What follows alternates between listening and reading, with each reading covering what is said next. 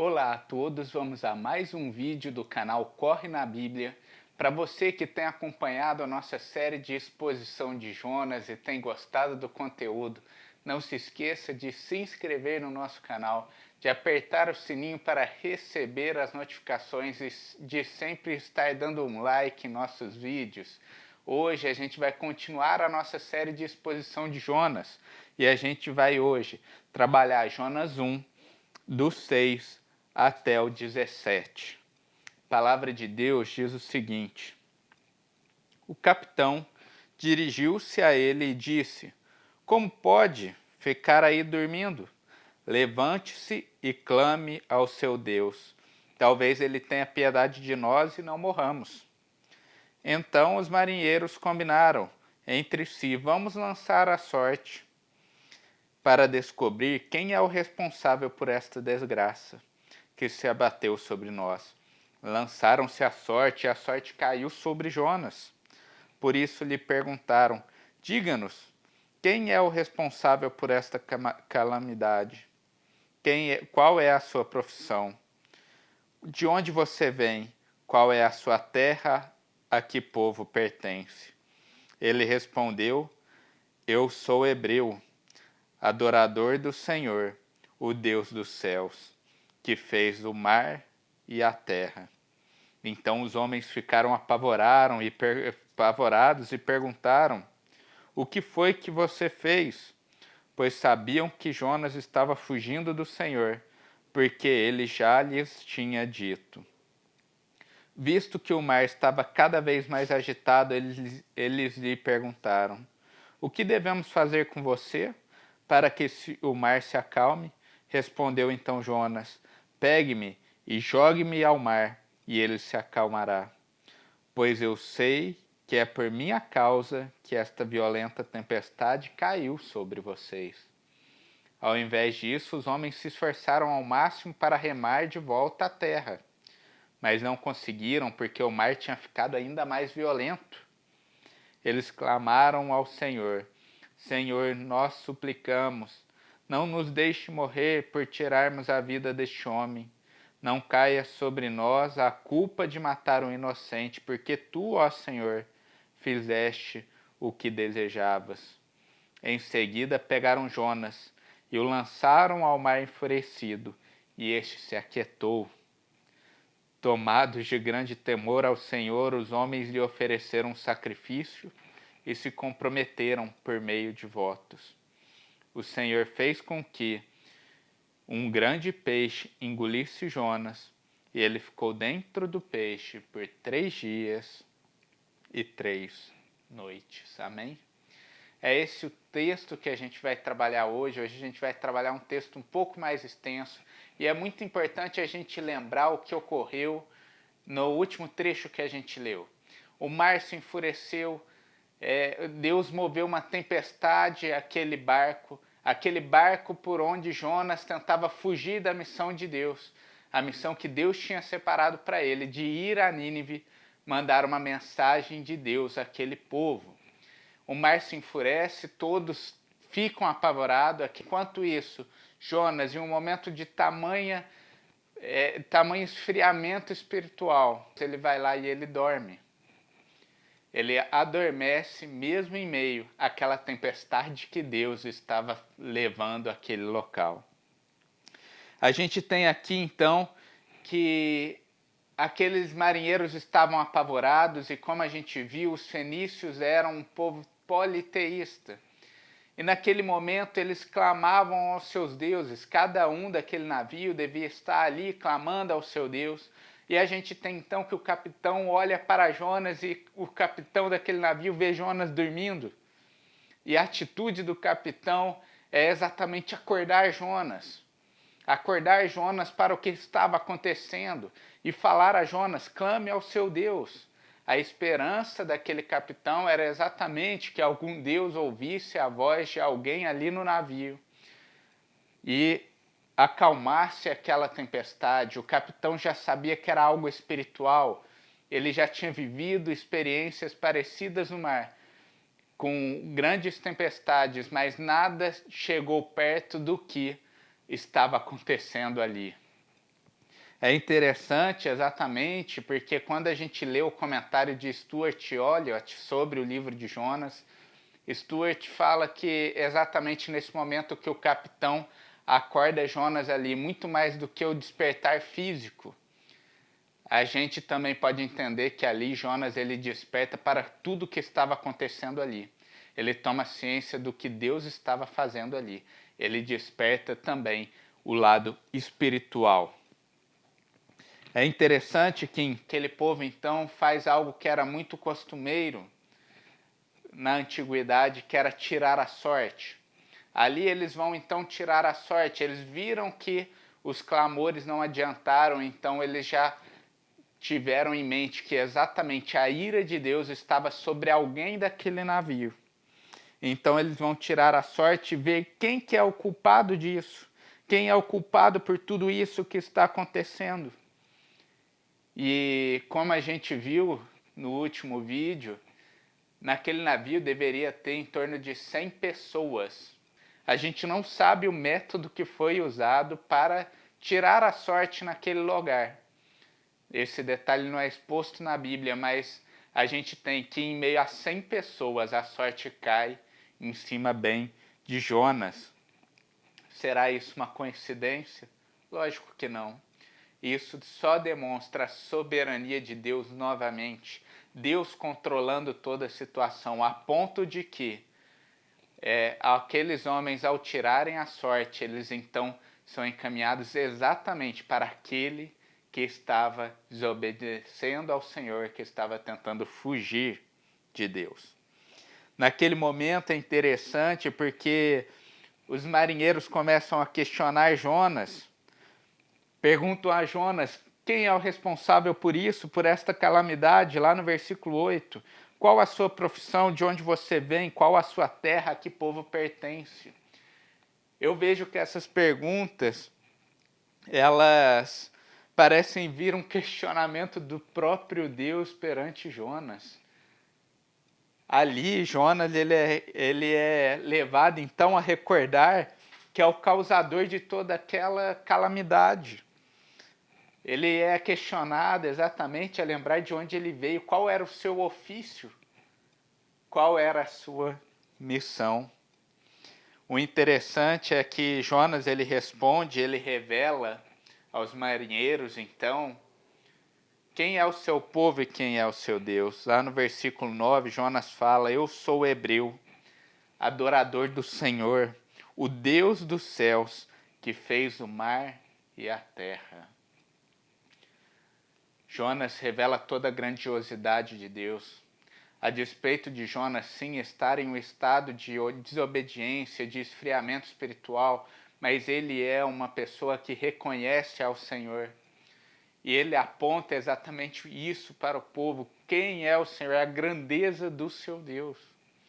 É interessante a gente ver que Jonas fala exatamente que Deus fez o mar. E Jonas tentando fugir pelo mar, ali a gente vê como que o profeta estava em total de sintonia com tudo que ele conhece de Deus. Que ingenuidade pensar que ele conseguiria fugir de Deus através do mar, aquilo que Deus criou e tem total controle. Os marinheiros então, eles se enchem de temor. Eles já sabiam que Jonas estava fugindo do Senhor.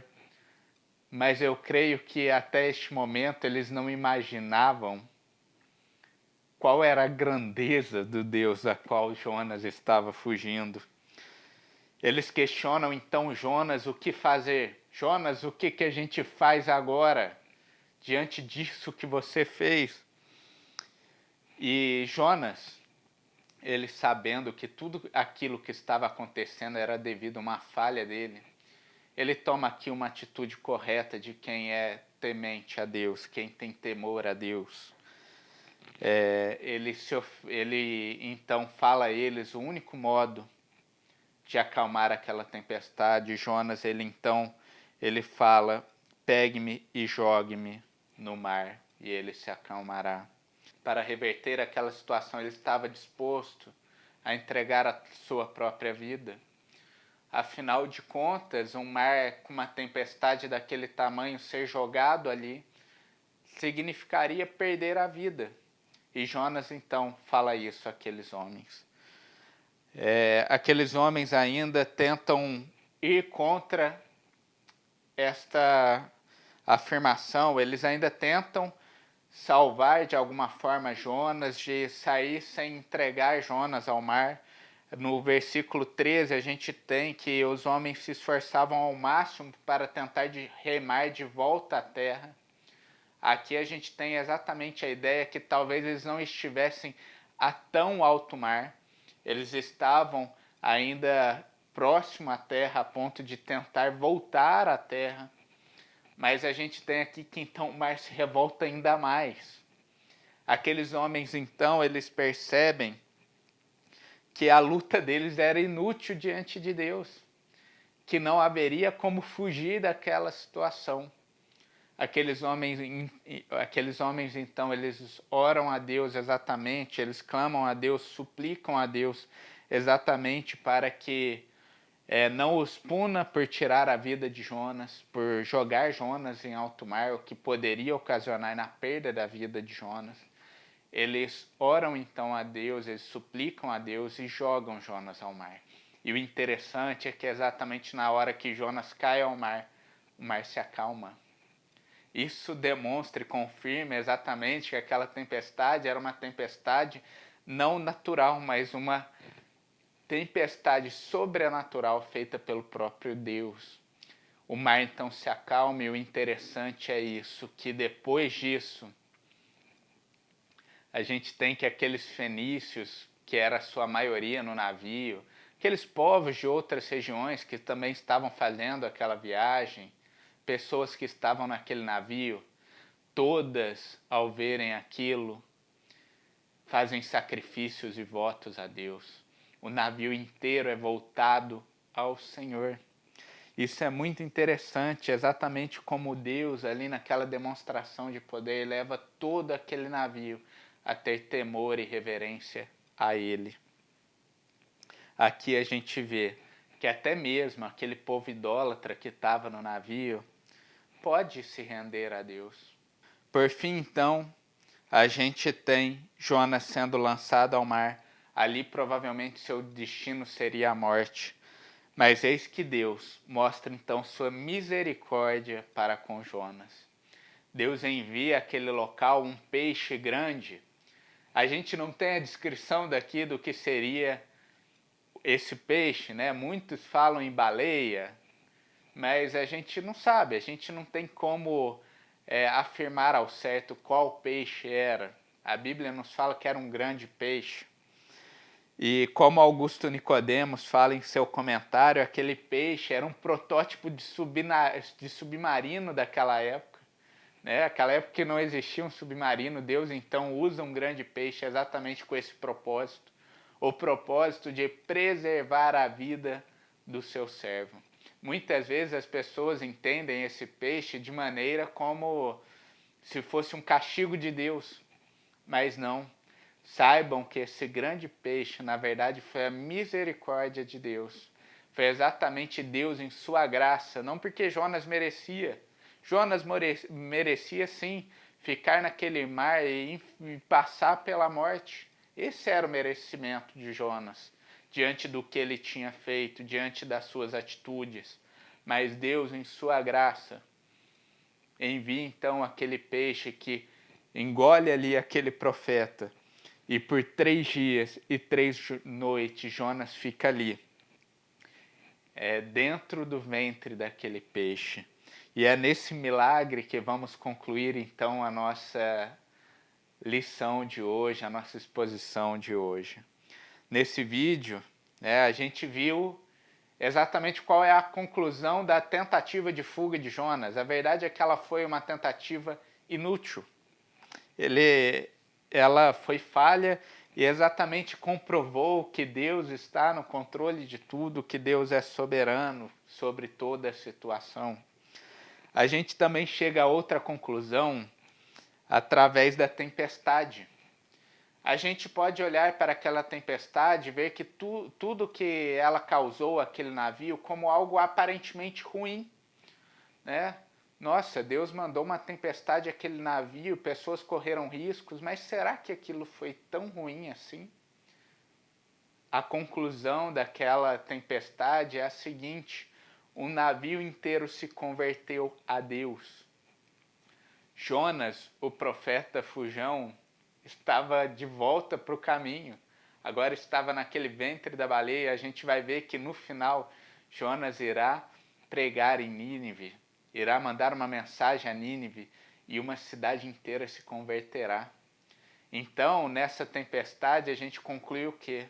Que por vezes o mundo passa assim por situações difíceis e às vezes questionamos por que está acontecendo isso, cadê Deus?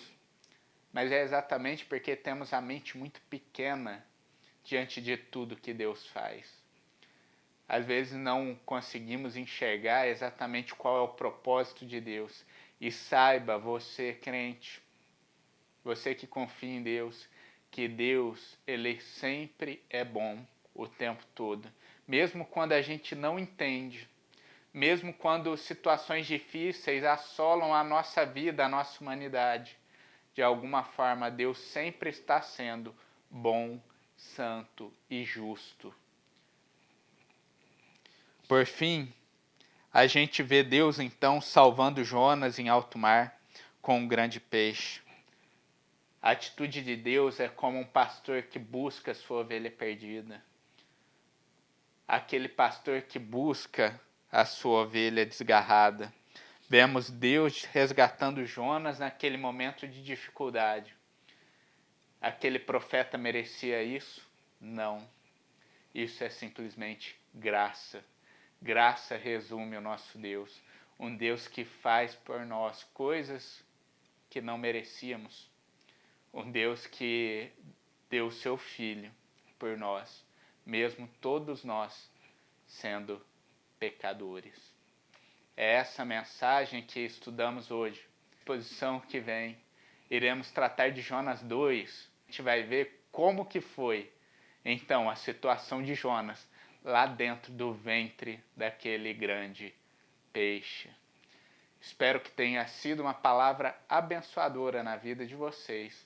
Você gostou deste vídeo?